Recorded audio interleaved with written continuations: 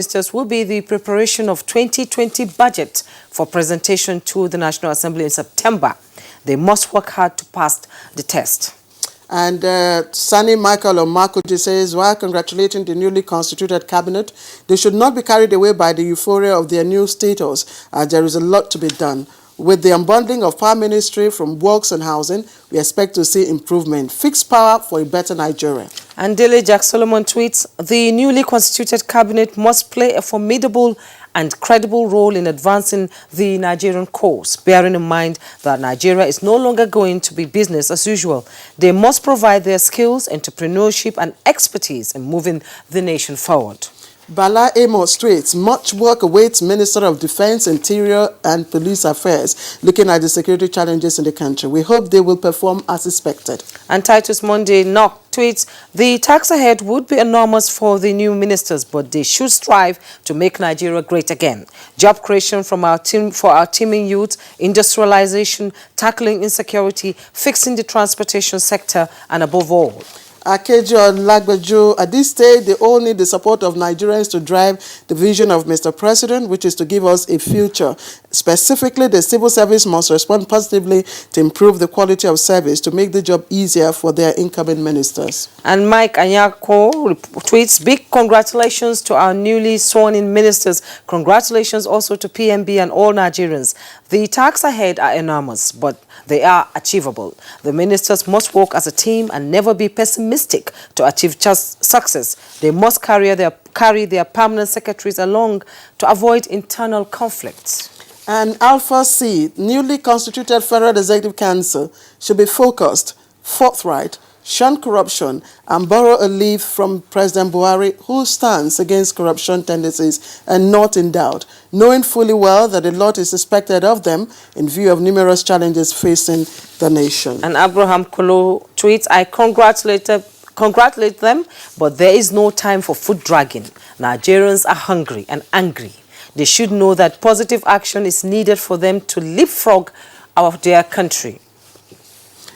All right. And still from Badamasi Adamu, I wish to congratulate the FCT Minister for his reappointment and the Minister of State too. I urge them to focus more on the development of the settler towns of the FCT and the evils of unemployment and poverty. And Adekunle tweets, I wish them the best in their entire endeavors. Nigerians are expecting good from them because many Nigerians are in abject condition, and they should have it in their mind that whatever they do for the masses, it will surely get back to them by God's grace. All right. Thank you, all of you, for your tweets. We've got so much more, but little time to address all the, of course, ministries that we've got. But Dr. Kanzwa, quickly speak to the issue of the new ministries, specifically the Ministry of Humanitarian Affairs, the Ministry of Special Duties and International Affairs, as well as the Ministry of Police Affairs. The Ministry of Special Duties will create room for flexibility. Not many things can be captured structurally. So that may be the way the president is thinking of being able to respond to things the way they emerge.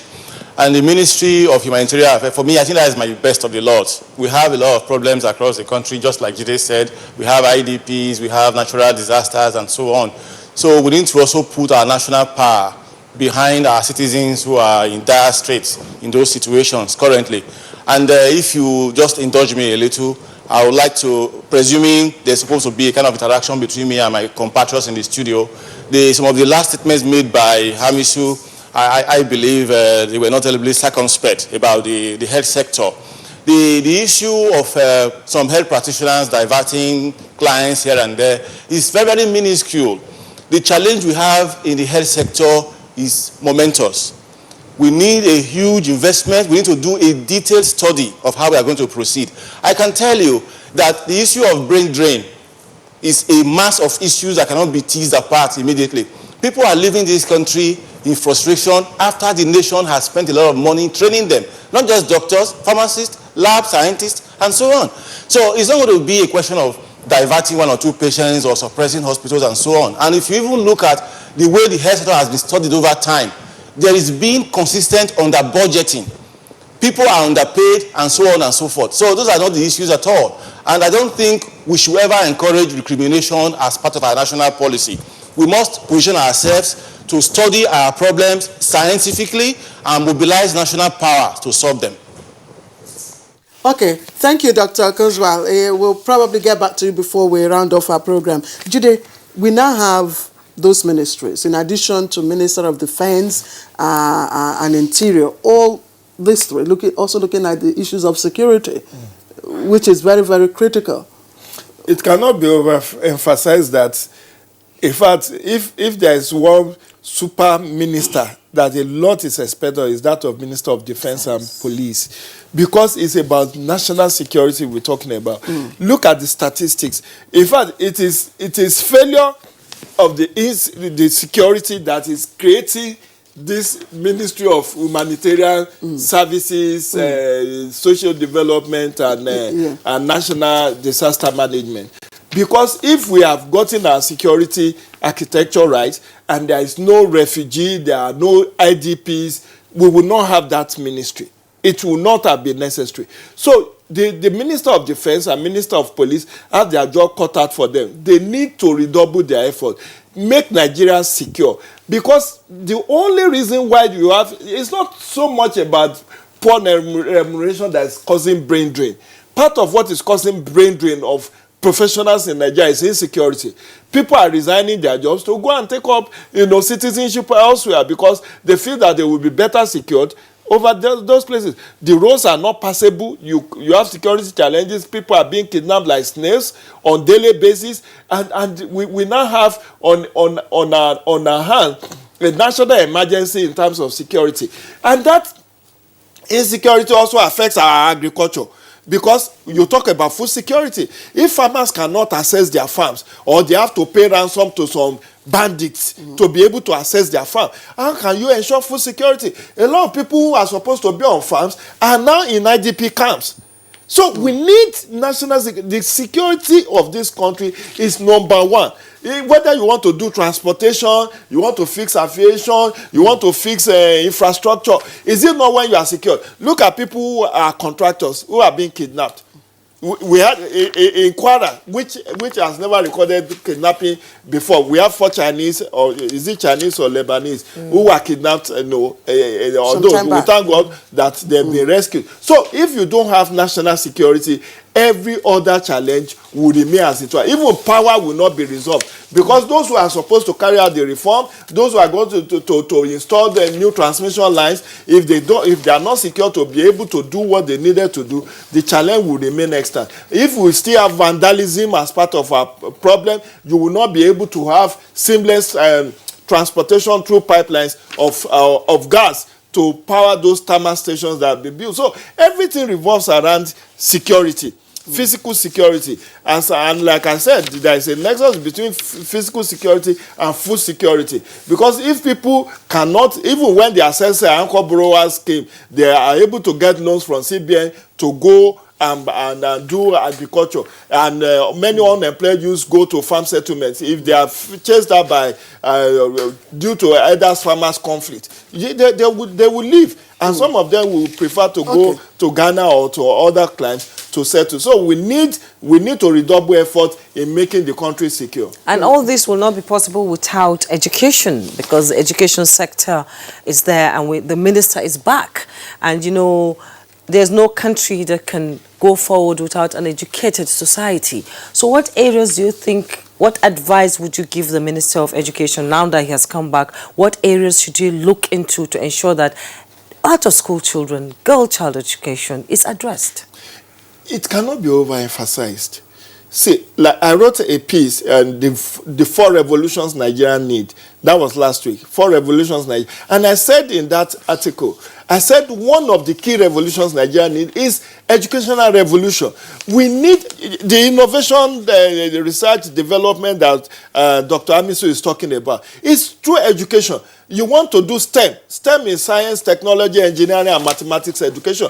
That is the way to go. You need innovation. You need creativity. And that is what education brings to board.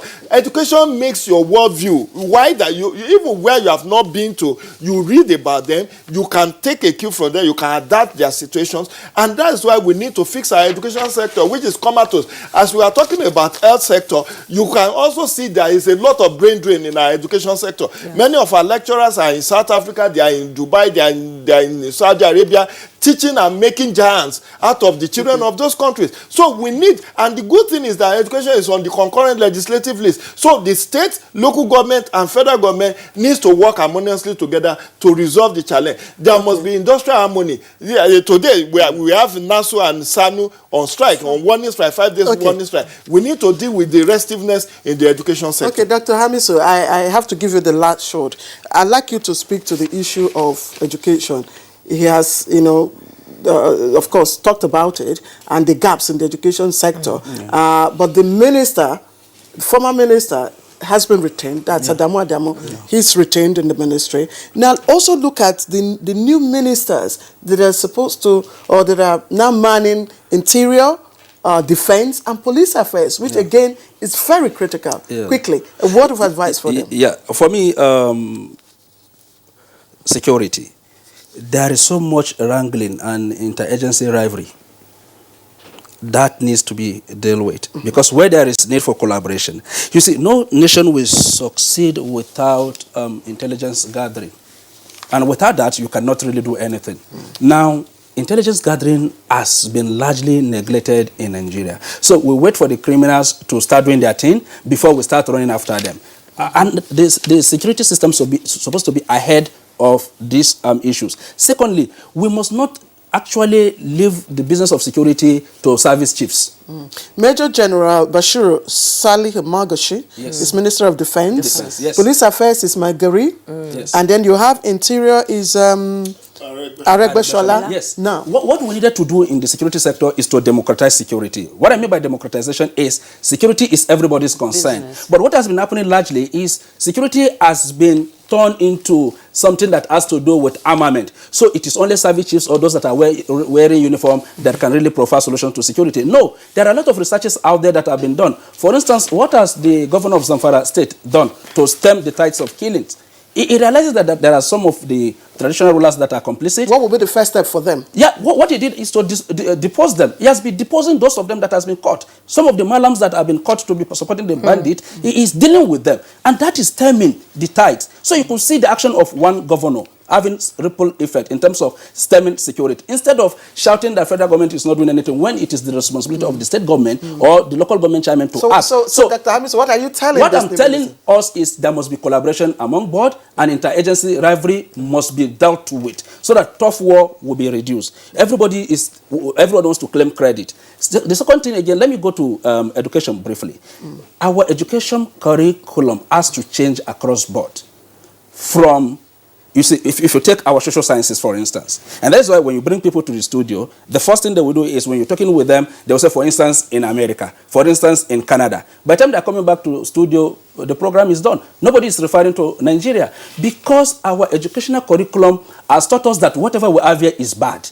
So we need to learn what is good from elsewhere before we can now do what? Replicate in Nigeria. Now, those societies that are growing, their educational system is structured to support all the sectors of the economy, the security, and so on and so forth. So I'm expecting that as soon as Mala Adamu gets back to work, he should be able to call our teachers together to review our curriculum to support the development that Mr. President wants to see come to fruition in Nigeria. And then lastly, they should challenge our expert. For instance, you have somebody who is a civil engineer.